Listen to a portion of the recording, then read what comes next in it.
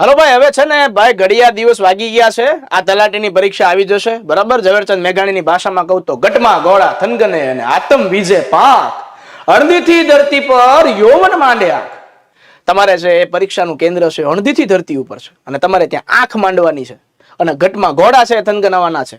આપણને 2 થી 5 નું જે પેપર છે તેની અંદર યુદ્ધનું રણ મેદાન જ દેખાડવું જોઈએ કે ભાઈ કા આ પાર કા પહેલે પાર. હવે તો છે એ તલાટી બને પાર, બની જ જવાનું. શું ભાઈ?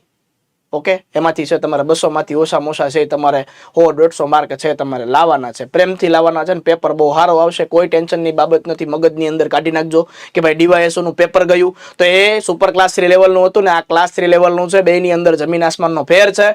ત્યાં 2 કલાક હતી, અહીંયા તમને 3 કલાક આપી છે. એટલે એકદમ શાંત ચિત્તે મગજ છે એકદમ બરફ મૂકીને શાંત ચિત્તે છે પરીક્ષા આપજો, ચોક્કસથી સફળ થવાશે.